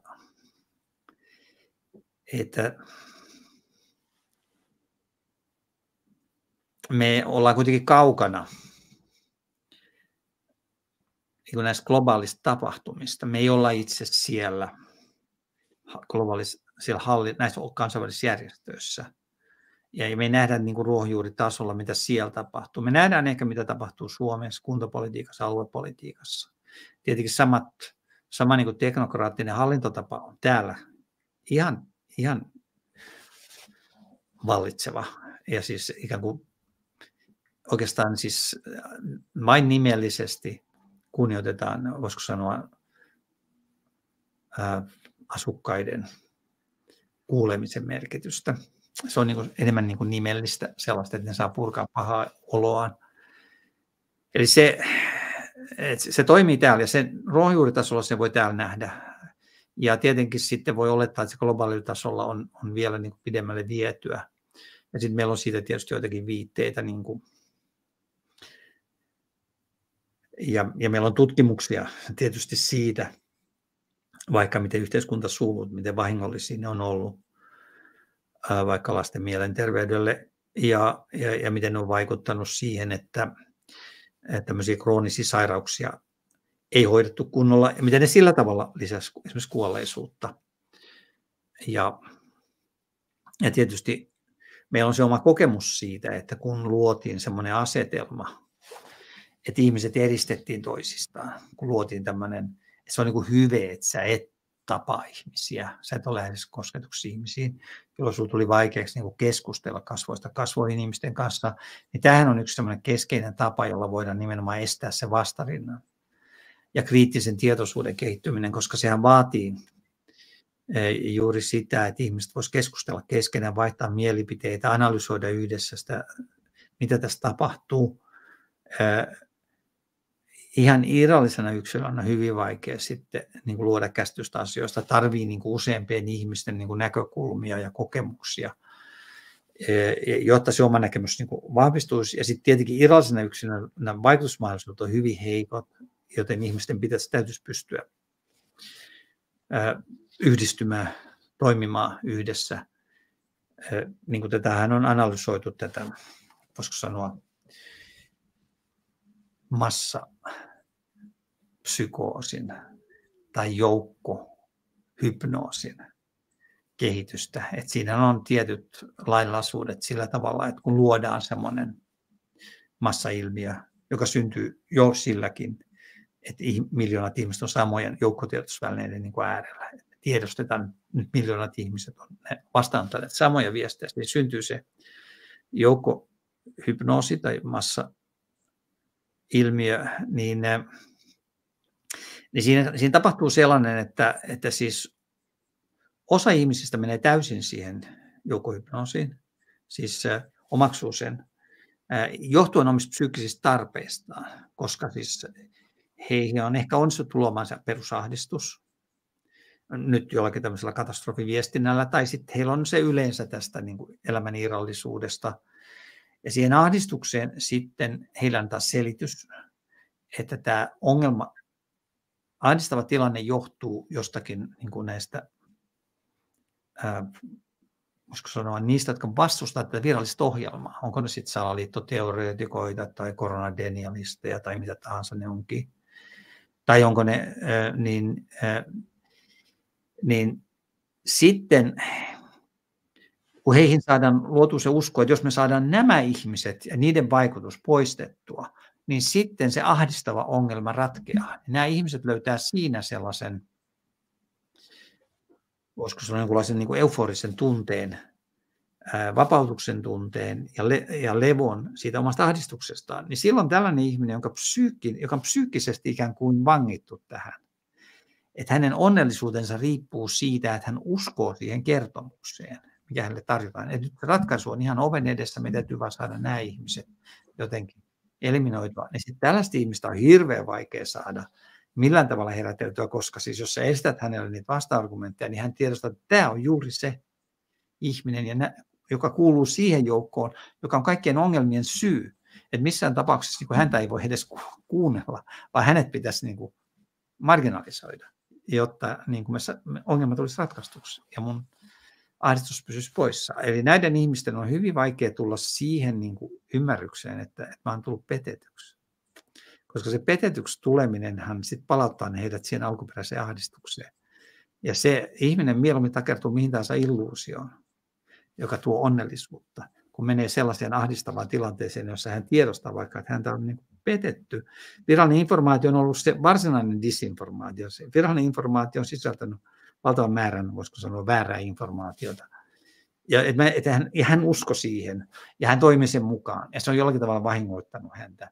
Siis koska tietysti ne sulut, joka niitä noudatti uskollisesti, niin ei se kauhean terveellistä ollut kenellekään. Eli tämän tyyppinen niin kuin psykologia, tällä voidaan niin kuin pelata pitkälle. No sitähän oli paljon varsinkin tuohon pahimpaan korona-aikaan, että jos puhuu ihmisille, että minkä takia tämmöiset ihmiset, jotka puhuu avoimesti vaikka YouTubessa, että poistettiin, niin että onko se hyvä asia, että ihmisiä poistetaan ja deletoidaan, niin heidän mielestä se on hyvä asia, koska ei tuommoista niin kuin salaliittoa saa olla, että se on vaan hyvä asia, että tämmöiset niin kuin pyhitään pois kartalta. Niin, nimenomaan, ja siinä tuli hyvin voimakkaita niin kuin asenteita, alkoi kehittyä, että sitten nyt jälkeenpäin tietysti ikään kuin on voitu jossain määrin niin kuin myöntää, ja nämä jotkut viranhaltijat, viranomaiset on myöntänyt niitä tehtyjä virheitä. Aika monet myöntää, että koulusulkemiset oli ehdottomasti niin kuin haitallisia, mutta niistä ei tehdä semmoisia suuria otsikoita jotenkin tähän malliin, että näin meitä petettiin, näin meitä johdettiin harhaan, näin me vahingoitettiin nuoria ja lapsia. Ei kerrota siitä niin kuin sillä tavalla samalla dramatiikalla. Että se kyllä tietysti voi olla pitkä haastattelu, vaikka ihan Valtalehdessä, jossa, niin kuin, joka jaksaa sen lukea, niin siellä on kaikki. Siellä on analysoitu ja ne viranhaltijat myöntää näitä virheitä, mutta siitä ei tehdä sellaista tunteisiin vaikuttavaa uutisointia, koska se tehdään vaan sen tähden, että ei voida väittää, etteikö niitä asioita olisi tuotu niin kuin edes kerran niin kuin ilmi jossakin tämmöisessä Valtalehdessä. Joo, mikä sulla oli se semmoinen kohta, että sä aloit huomaamaan, että nyt kaikki ei ole ihan niin kuin meille kerrotaan Helsingin Sanomissa tai muualla mediassa, että mistä kohtaa se alkoi aukeamaan se homma?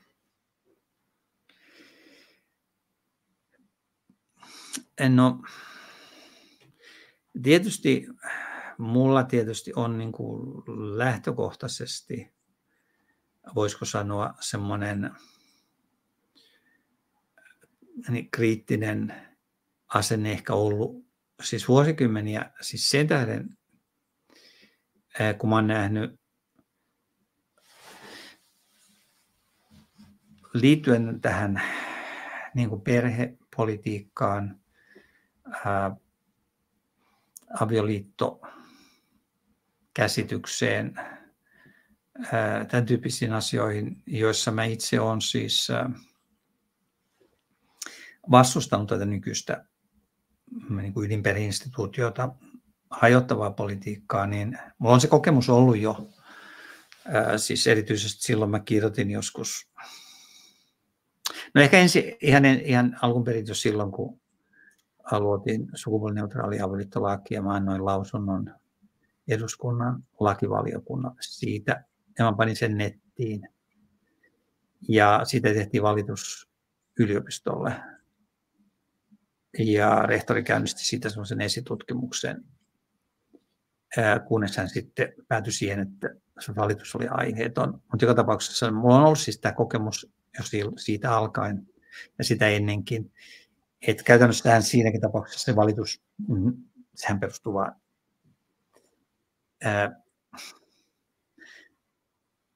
täysin niin kuin tekaistuihin väitteisiin, mutta sitten se vielä dramaattisemmassa muodossahan se sama ilmiö tuli noin 5 vuotta sitten, kun mä kirjoitin semmoisen artikkelin kuin kampanja pedofilian laillistamiseksi.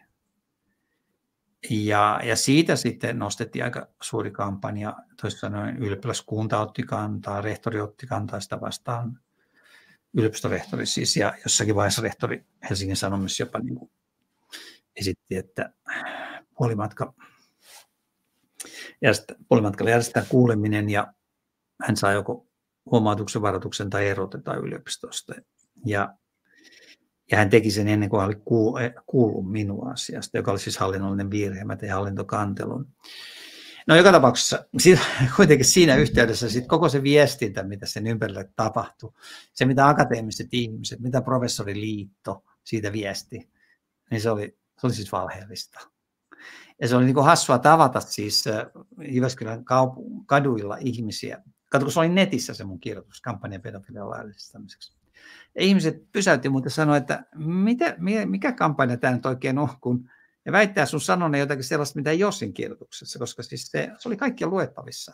Ja ihmiset vaan, siis nämä valtaapitävät vaan luotti siihen, että ihmiset ei lue sitä, mutta kyllä se niin kuin, ihan pari eka viikon aikana sitä jo 30 000 ihmistä niin kuin sen kampanjan takia, siis sen julkisuuden takia avasi ja luki sen.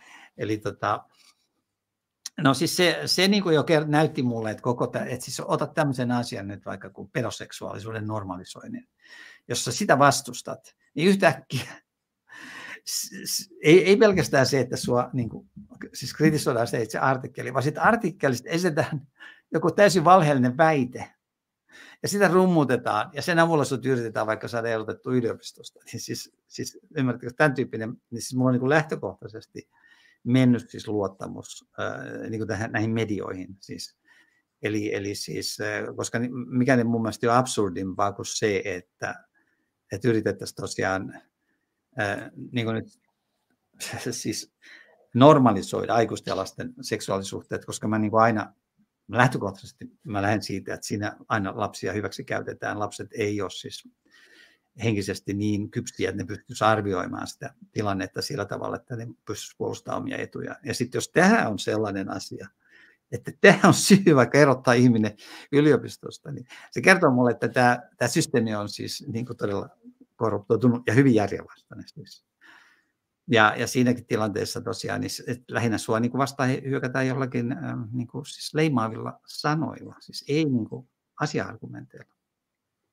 Sinne tuli sohastoista muuraispesää oikein kunnolla. No se oli mulle kyllä suuri yllätys, että miksi se valitsi just tuollaisen artikkelin, että siis miten niin kuin yliopistonkin kannalta, miksi yliopiston kannatti pilata omaa imagoa niin kuin esiintymällä, niin kuin Hesarin sitten kommenteissa ihmiset alkoi pohtimaan, että mikä ihmeen pedofilia-yliopisto tämä on. Siis, että jos ne ei voi hyväksyä sitä, että joku kritisoi aikuisten ja lasten seksuaalisuhteiden normalisoimista, niin siis se on kyllä hyvin. Edelleenkään mä en pysty ymmärtämään lähinnä sitä järjenvastaisuutta koko tuossa prosessissa, mutta tämä on nyt se tausta tietysti lähtökohtaisesti, joka niin kuin, mitä enemmän sä saat tällaisia kokemuksia, ja sitten sä saat kokemuksia siitä, kun sä yrität vaikka saada mielipidekirjoituksia läpi, siis lehtiin, jossa sä tuot omaa kantaa, se miten vaikeaa niitä on saada läpi, jos ne on jotain tämmöistä kampanja-ideaa vastaan, siis nyt vaikka joku ilmastokampanja tai meillä on se pandemia-propaganda, niin jos sä tällaista vastaan yrität puhua, niin nythän mä esimerkiksi huomasin semmoisen asian, että mähän kirjoitin, meillä on tämmöinen nettisivusto kuin Seurakuntalainen, se on siis semmoinen kristillinen nettisivusto, ja mä olin siellä blogisti. Ja mä kirjoitin pari artikkelia sinne, jossa mä kritisoin tätä virallista linjaa. Ja kyllä ne vei multa blogioikeuden. Siis vedoten siihen, että se mitä mä kirjoitin on vastoin sitä virallista kantaa.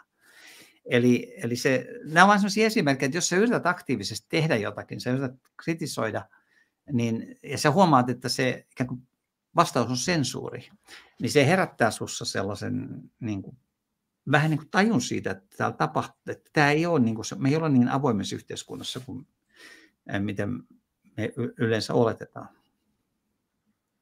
On, mutta noihän toimii kipinänä just sillä, että ihmiset alkaa havahtumaan, että edes vaikka se 1 tai 2 tai 3 ihmistä alkaa miettimään, että hetkonen, että mikä juttu tämä on nyt, miksi sitä lähtee näin iso haloo ja mitä tämä on, niin sitähän sitä ainakin tulee semmoisia pieniä palapelin palasia siihen kokonaispalapeliin sitten, että ihmiset alkaisi jossain kohtaa ymmärtämään enemmän, mutta ainakin semmoisia pieniä muruja saa tämmöisistä. Niin ja ihmisten kannattaisi eikä se tiedostaa, että koska monet ihmisethän siis kokee, että eihän kaikki tuommoinen voi pitää paikkansa, niin se millä tavalla ihminen voi päästä siitä selville, niin on nimenomaan se, että hän siis kyseenalaistaa jotakin, yrittää kyseenalaistaa sitä vaikka medioissa ja sitten katsoo, miten siihen reagoidaan. Niin sillä tavalla saa sitten niin kuin tajua, mitä oikeasti tapahtuu, koska tietenkin siis se kaikki se mielipiteiden niin kuin ohjailu ja tukahduttaminen, niin sehän tapahtuu sillä tavalla mahdollisimman, voisiko sanoa, niin kuin näkymättömästi. Ja se verhotaan sellaiseen sanastoon, että meidän täytyy nyt poistaa tämä kannanotto, koska se on vaikka yhdenvertaisuuden vastainen tai se loukkaa jonkun ihmisoikeuksia tai jotain tämän tyyppistä. Eli siis se on puettu tällaiseen, että tämä on, että nyt meidän sensuuri, niin sen tarkoitus on vaan varmistaa, että sä saat tietää totuuden tästä asiasta. Siis koska tämä on disinformaatio, tämä on väärä informaatio. Me poistetaan se siksi, että sinä tietäisi, mikä on totuus. Koska nyt jos tämä olisi täällä, niin sä voisit kuvitella, että se on totta. Mutta ei, me autetaan sua. Se ei ole totta, me poistetaan se ja sulle ei tule edes kiusausta ajatella, että se olisi totta. Siis, ja tämä on niin kuin sitä lammaslauman politiikkaa juuri. Että ei olekaan kysymys, että ne olisi ihmisiä, jotka pohtisivat, mikä on totta, vaan niille esitetään, niille annetaan se totuus ja niille annetaan ainoastaan se totuus, siis se heidän totuutensa, joka palvelee sitä heidän poliittista päämääränsä. Kyllä. Meillä oli puhetta, että 7:15 lopetettaisiin, niin otetaan vähän näitä kyssäreitä, mitä meillä on tähän kerran tullut. Täällä itse asiassa paljastukin, että Tomppa kommentoi, että Tapio Puolimatka on Päivi Räsäsen kanssa tänään Toni Torpan livessä kello 20 alkaen. Okei, joo, nimenomaan se on se syy. Mulla kävi nimittäin itse asiassa vahingossa tämä kaksoisbuukkaus. Mä yhtäkkiä heräsin siihen, että siksi mä jouduin rakentamaan tämän mun ohjelman silleen, että mä en sitten voinut kumpaakaan perua enää. Mä en ollut kunnolla merkannut näitä kalenteria. Sitten loppuksi tämä kävi hyvin, nämä menee tälleen lomittain. Menee oikein hyvin tässä. Että tosiaan laittakaa hashtag TE, niin saadaan nostettua tähän kysymykseen. Mutta aloitetaan tällä, mitä ollaan tässä jo oikeastaan koko lähetyskin sivuutettu, että Rydman kysyi, että miten Eurooppa onnistuttiin tuhoamaan näin perusteellisesti?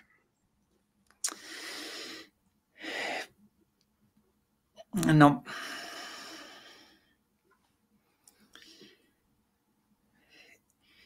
ja niin kuin mä sanoin, niin tietysti taustallahan on se, että sitä on harjoiteltu niin kuin ainakin 10 vuotta. Siis esimerkiksi nämä pandemiaharjoitukset. Se on se, mihin mä oon tutustunut.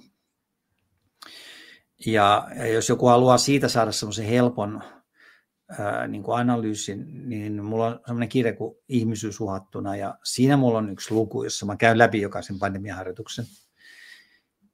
Ja sen avulla sitten sä voit itse tarkistaa. Eli kun siinä on ne pandemiaharjoitusten nimet, niin sä pystyt netistä katsomaan ne viralliset dokumentit. Ja ne pandemiaharjoitukset oli semmoiset, että niissä koulutettiin niin kuin johtavia viranomaisia niin kuin eri puolilla maailmaa. Niin nämä ihmiset juuri, jotka sitten käytännössä tämän koronapandemian avulla esimerkiksi rikastu,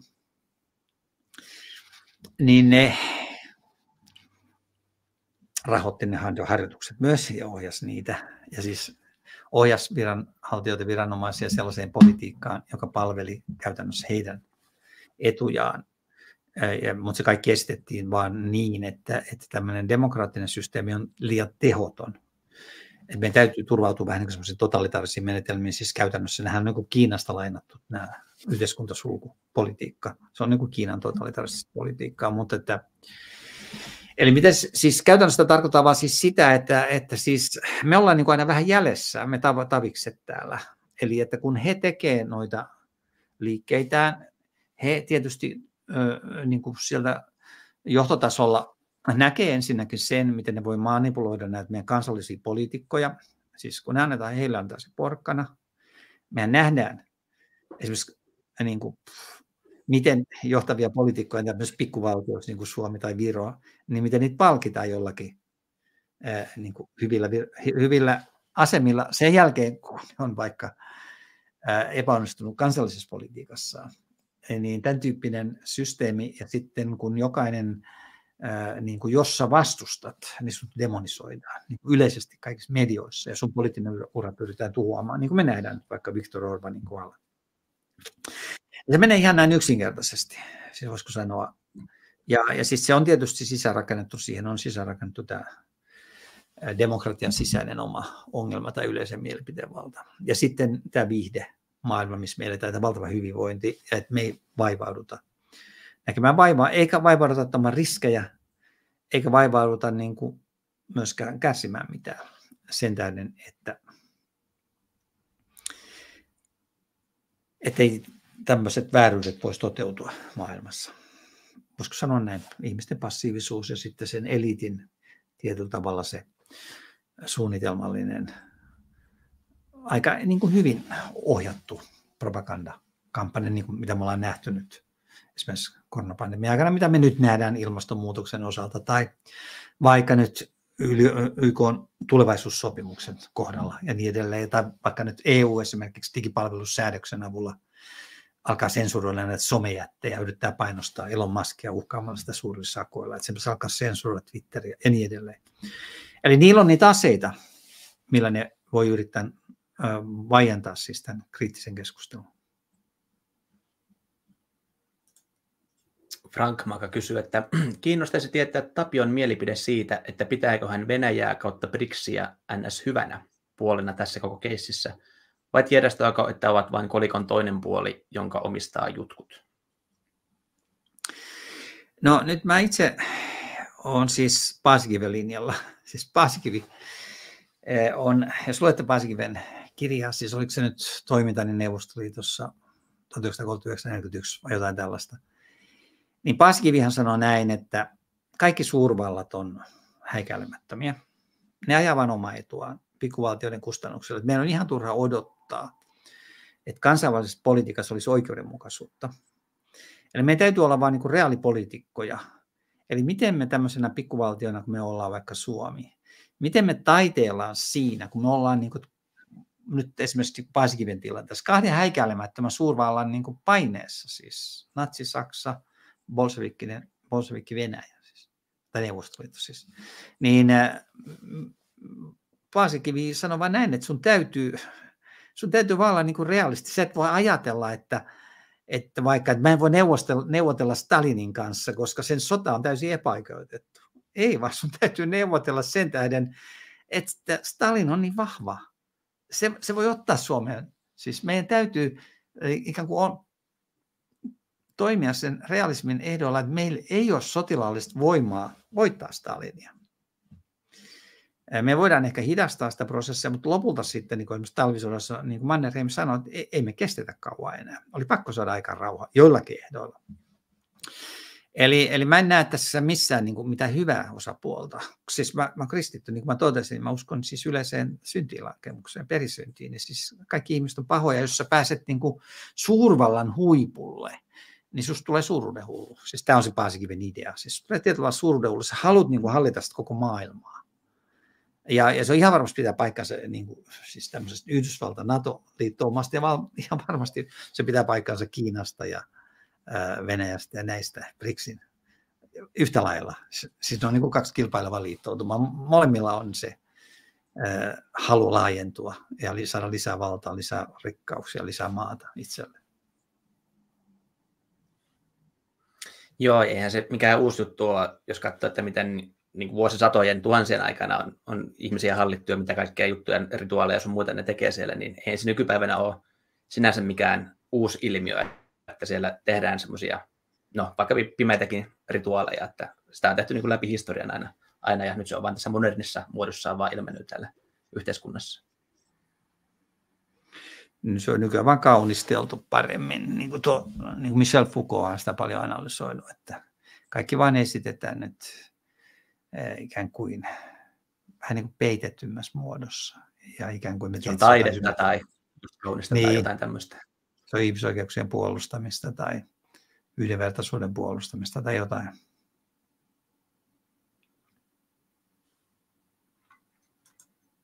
Tikkakoski kysyy, että voiko huumorin avulla vapautua pelkopsykoosista? Et varmaankin siis mikä tahansa, voisiko sanoa näin, mikä rentouttaa ihmistä, siis voisi ajatella näin, koska se pelkohan on siis semmoinen lamautava voima. Eli siis ideahan siinä on ollut, niin kuin esimerkiksi koronapandemian aikana, oli se, että sut tavallaan pakotettiin medioiden ääreen. Sun piti koko ajan seurata niitä tartuntalukuja, sairaalalukuja, kuolleisuuslukuja, jotta sä voisit vähän niin kuin ennakoida, mitä tulee taas tapahtumaan. Ja että sut pidettiin koko ajan siinä pelossa ja sulle joka päivä annettiin se annos sitä pelkopropagandaa. Ja tietysti ilman muuta, jos mikä tahansa pystyy, vaikka vaan, että lakkaa seuraamasta sitä. Ja vaikka vaan, niin kuin Suomessa nyt ei ollut siis ulkomaanliikkumiskieltoa. Jossakin Espanjassa oli esimerkiksi. Joku kertoi mulle, joka asui siellä 3 kuukautta, että oli hirveätä asua lasten kanssa, kun piti olla sisällä, ei päässyt ulos liikkumaan. Mutta Suomessa sä saatoit mennä vaikka luontoon ja sulkea mediat. Ja ajatella omilla aivoilla, että hei, mikä juttu tämä oikeasti on. Ja siis, että pääsee vaan niin kuin vapaaksi siitä. Varmasti huumori on hyvä. Ja siis yleensäkin ihmisten seura yhdessä siis. Vähän niin kuin rentoutua ja saada etäisyyttä. Ja niin kuin löytää se, että mitä varten me oikeasti ollaan olemassa? Siis, ollaanko me olemassa vaan sitä varten, että me pelätään jotain tarttuvaa tautia? Siis, semmoista elämän iloa, elämän halua lisää ja pois siitä propagandan luomista mielikuvista, niin se varmasti kaikki on hyvä. Joo, huumori on hyvä työkalu ainakin kohdata sitten niitä pimeämpiäkin asioita, että ei ota niin tosissaan sitä tapahtumaa, vaan sitä pystyy jollain tapaa että vähän niin kuin nauramaan tai jollain tapaa sitä pehmittämään sitä kipua. Että. Tässä Tuirekanto kysyy, että miten suomalaiset saisi yhdistettyä?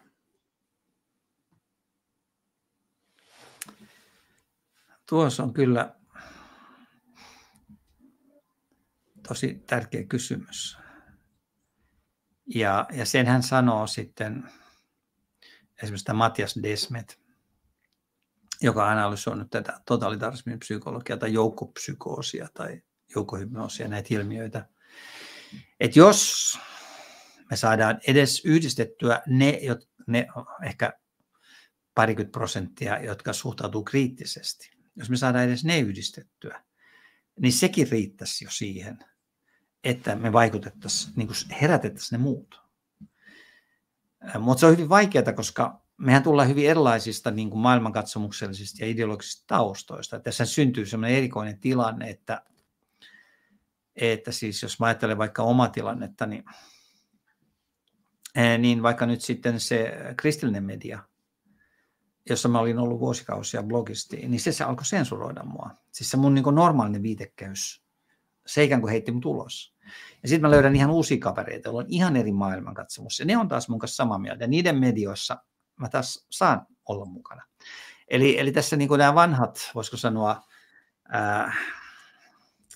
yhteydet osittain siis ne heikkenee ainakin. Ja sitten syntyy näitä uusia. Ja sitten meidän pitäisi vaan varmastikin nyt, kun mennään tässä, meitä yhdistää niin kuin tässä asiassa, siis me ollaan tästä asiasta, tästä esimerkiksi tämmöisen lammaslauman politiikan vastustamisesta, me ollaan samaa mieltä, että me halutaan niin kuin aitoa demokratiaa, yksilönvapauksia, ihmisoikeuksia, liikkumisen ja sananvapautta, tämän tyyppisessä, me ollaan samaa mieltä, sitten me ollaan eri mieltä, varmasti niin kuin ehkä keskeisistä maailmankatsomuksellisista kysymyksistä, niin kuin monta kertaa, niin meidän täytyisi vaan nyt sitten ikään kuin tutustua toisiimme ja löytää se niin kuin yhteinen ihmisyys. Meidän yhdistää se, että me ollaan kaikki ihmisiä.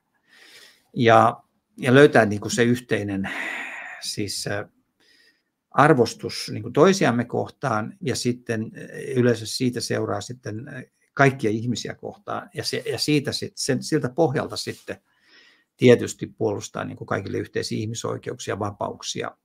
Ja kun me nähdään, että se, voisiko sanoa se globalistinen vaihtoehto, niin se ei turvaa edes meidän perustavia ihmisoikeuksia, sananvapautta. Ja jopa se uhkaa meidän niin kuin perushyvinvointia. Juuri siis, jos ajatellaan maailman talousfoorumin ohjelmaa, sinä et omista mitään, sinulla ei ole yksityisyyttä, mutta kaikki on erinomaisesti, niin se kertoo meille, että siis heidän mielestään se on tietysti erinomaista, että me ei omisteta mitään, koska he omistaa kaiken. Ja heidän mielestään on erinomaista, jos meillä ei ole yksityisyyttä, koska sitten he voi koko ajan valvoa meitä. Ja me ei pystytä, niin kuin, ikään kuin meillä ei ole sellaista mahdollisuutta yhdessä luoda sitä vastarintaa, joka puolustaisi meidän perustavia oikeuksia. Siinä on helppo olla, että jos ei ole tarpeeksi sosiaalisia pisteitä kerättynä valtiolta, niin sitten helposti, että okei, et saakaan tätä polkupyörää tai autoa käyttöön, että teepä näin ja näin ensin, että saat sitten pyörälle tai autolle tälle, tai käydä kaupassa tai mitä tahansa. Niin se on se kiinalainen systeemi on jo se, että jos sä teet jotakin hallituksen vastasta, niin sulta tipahtaa niitä sosiaalisia pisteitä, ja kun menee tarpeeksi alas, niin sä et saakka yhtäkkiä enää matkustaa nopeissa junissa, sä et saakka yhtäkkiä enää lainoja ja niin edelleen. Eli siis sillä tavalla voidaan meitä kontrolloida, kun aluksi vaikka nyt hiilineutraalisuustavoitteen avulla ne voi ajaa tämmöisen meille jonkun vaikka hiilijalanjälkimittarin. Ja sitten sen varjolla valvoo meitä. Ja sitten kun ne valvoo meitä, niin ne voi alkaa antaa meille pisteitä, kun ne saa meille tämän digitaalisen ID:n. Ja sinne sitten pannaan aluksi kaikki, olet sä ottanut kaikki toivotut rokotteet, ja sitten sinne laitetaan myöskin, jos sulla on vaarallisia mielipiteitä ja niin edelleen, vaarallista käyttäytymistä, niin sitten sä tipahdat sosiaalisessa, niin kuin meillä tapahtuu korona-aikana, että siis sä et päässyt niin kuin peruspalveluihin, jos et sä täyttänyt kaikki ehtoja. On, ja sitä monessa paikkaa minne kirjautuu. Mulla viimeisin tein huvikseen Veikkaukselle, kirjaudun sisään, niin siellä oli, että sielläkin oli, että mikä on poliittinen kanta, sitä onko poliittista kantaa, ja se on niin kuin syntynyt monessa muussakin tämmöisessä niin kuin yllättävässäkin paikkaa, että pitäisi niin kuin perustella poliittinen kanta, johon niin kuin politiikka ei liity, tai pitäisi liittyä niin kuin millään tapaa. Että. Aivan, siis se on se tiedon kerääminen ja valvonnan niin kuin, ikään kuin kaikkialle vieminen, niin kuin vaikka ajatellaan nyt esimerkiksi niin kuin Israelissahan sille turvallisuuspoliisille annettiin oikeus seurata ihmisiä, joilla oli omikron tartunta, niin seurata niiden niin kuin sosiaalisia kontakteja. Niin heti, jos tämmöisellä turvallisuuspalvelulla on oikeus seurata meidän sosiaalisia kontakteja, niin sielläkin niin korkeammassa oikeudessa sitten herätettiin se kysymys, että entäs jos tämä jää pysyväksi, niin mitä se merkitsee niin kuin yhteiskunnan vapauden kannalta? Käy niin kuin autoverolle, että on vain väliaikaisesti vuoden voimassa. Niin oliko se alun perin niin? Se pitää olla... Jotakin tälleen se kuulemma meni, että se oli alkuun vain hetken aikaa vaan olla voimassa. Okei, ja nyt se on jatkuvasti, niin se on ihan pysyvä. Se on ollut jatkuvasti, joo. Ne tarvitsee sitä rahaa. Täällä Riikka puhuu tästä kirjasta, että suositus Tapion kirjasta, Ihmisyys uhattuna. Joo, siinä mä oon analysoinut tätä joukkopsykoosia, joukkohypnoosia ja tätä pelkopropagandaa ja sitä, voisiko sanoa terveysfasismia, siis miten terveyteen vetoamalla pyritään luomaan itse asiassa fasistinen järjestelmä. Siis Kiinahan tekee sitä, Kiina se on kommunistinen, mutta tämähän on siis kommunismi ja fasismi, ne on hyvin lähellä toisia, siis menettelytavoissaan ja itse asiassa niin kuin ideologiassa. Eli siis sitä niin kuin terveysfasismin avulla länsimaissakin pyritään tämä demokratia romuttamaan ja meidän perustavat vapaudet viemään. Mä olen siinä analysoinut siis niitä eri menetelmiä, mitä käytetään.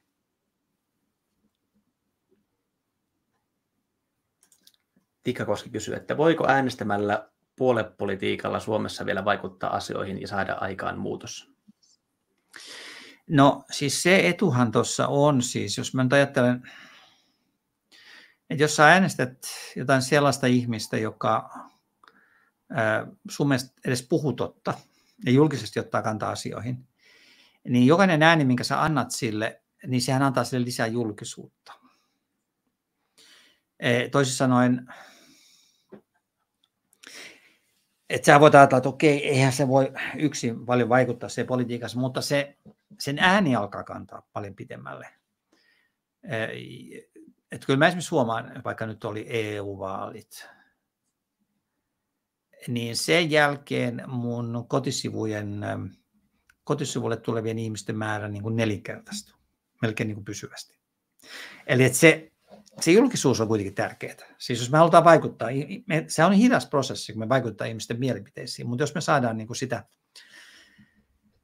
viestintää, että ihmiset kohtaa sen, ja sitten tämmöisellä kotisivullahan sulla on niin kuin paljon artikkeleita, jos on perusteluja ja niin edelleen, niin siellä sitä kautta sitten vähän kerrassaan, kun ihmiset käy useita kertoja, niin ja sitten yleensäkin sun on myöskin sä saat jollakin tavalla medioidenkin pakko jollain tavalla huomioida sut.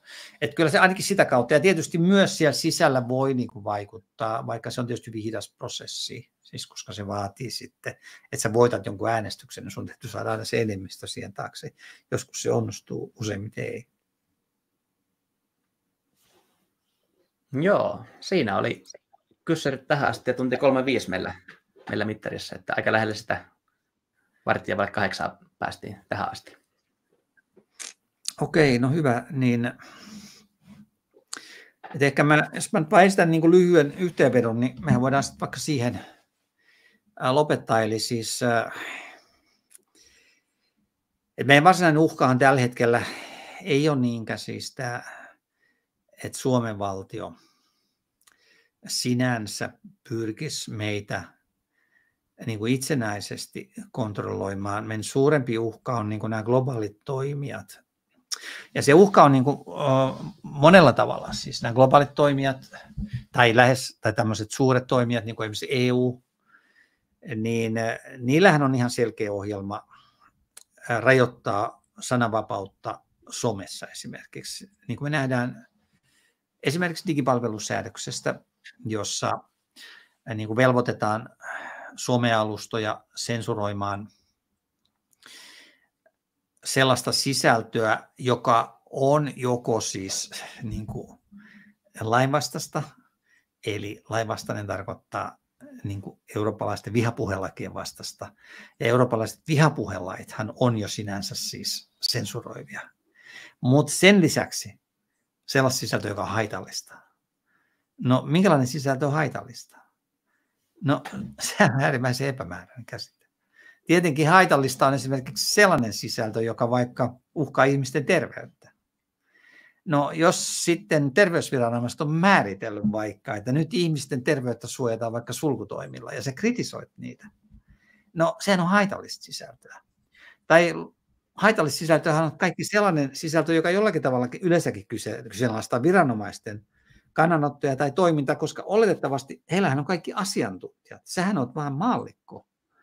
No miksi edes pitäisi ihmisten aikaa tuhlata siihen, että ne lukee sun maallikon käsitykseen, jos ne on ristiriidassa niin asiantuntijoiden ja viranomaisten käsitysten kanssa, joten se on haitallista sisältöä, se voidaan poistaa. Ei me tarvita sitä.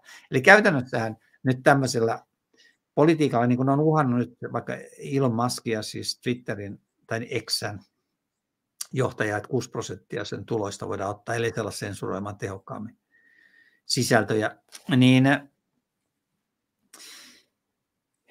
niin jos meiltä viedään sananvapaus, niin tietenkään meillä ei sitten enää ole mitään mahdollisuutta. Tai siis meidän mahdollisuudet heikkenee. Jos meillä ei ole somealustoja edes, jos on ajatellaan, että tämäkin, me ei pystyttäisi vaikka pitämään tämmöisellä nettialustalla tätä totuuden puolustajien näitä keskusteluja, niin meiltä puuttuisi tämä kommunikaatiomahdollisuus ja tämä tiedonvälitysmahdollisuus.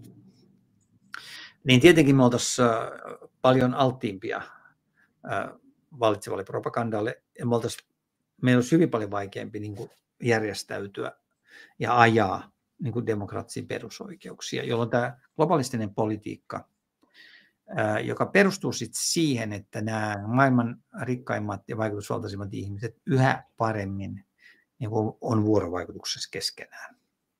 Et niillä on näitä omia kokouksia, niillä on näitä maailman talousfoorumin, Bilderberg-ryhmä, trilateraalinen komissio ja niin edelleen. On koko tämä EUn eliitti ja sitten näiden maailman johtavien valtioiden siis johtajien väliset kontaktit, joiden edut on osin yhteneväisiä ja osin nyt se on kahtia jakautunut siis. Mutta joka tapauksessa niin jos heidän kontaktinsa koko ajan lisääntyy ja heillä on yhteisiä etuja, jotka on vastakkaisia meidän eduille ja meidän mahdollisuudet kommunikoida heikkenee, niin silloin tietysti meidän tilanne on niin kuin entistä huonompi. Eli toisin sanoen, tämä on yksi semmoinen tärkeä tekijä, joka, että sen puolen on hienoa esimerkiksi, että on tällainen kanava ja sitten sitä voidaan tukea. Ja täällä tietysti esitetään niin kuin kaikenlaisia erilaisia näkemyksiä, joista mulla on osasta samaa mieltä, osasta eri mieltä, ja sehän on se normaali inhimillinen tilanne. Että me keskustellaan sellaista, niin kuin tämä on Dostojevskilainen ihanne, että jos mä haluan lähestyä totuutta, niin mun täytyy keskustella juuri niiden kanssa, jotka on mun kanssa eri mieltä. Se on niin kuin se, minkä tämmöinen neuvostoliittolainen toisen ajattelija Mihail Bachtin on omassa teoriassaan sitten niin kuin moniäänisen dialogin teoriassaan sitten kiteyttänyt. Se on Dostojevskin romaanin ytimessä on se, että siellä ihmiset, jotka on täysin eri mieltä, niin keskustelee toistensa kanssa juuri sen tähden, että se on ainoa tapa testata siis omien käsitysten kestävyyttä. Eli siinä mielessä, että on hienoa, että me voidaan täällä keskustella ja väitellä asioista, joista vaikka me oltaisiin niin monista perusoletuksista niin eri mieltä, koska siis silloinhan meillä on niin erilaiset ikkunat maailmaan, jotka sitten meillä kullakin saattaa olla niin omat sokeat pisteemme ja voidaan auttaa toisiamme niistä ulos. Ja sitten tietysti kukin meistä voi niin omalla niin kuin tavallaan yrittää vaikuttaa edes sillä tavalla, että keskustelee jonkun läheisen ihmisen kanssa asioista niin kuin rehellisesti tai mahdollisimman rehellisesti. Ja se keskustelu on äärimmäisen tärkeä meidän oman niin kuin älyllisen kehityksen kannalta. Että ilman sitä tuskin me pystytään luomaan niin kuin asioista mielekästä, voisiko sanoa, tosiasioihin pohjautuvaa käsitystä. Että ainoastaan semmoinen avoin keskustelutilanne mahdollistaa sen, että me voidaan niin kuin koetella omia näkemyksiämme. Et ehkä lyhyesti tässä on joitakin ajatuksia, mitä mulla nyt heräsi tämän keskustelun pohjalta.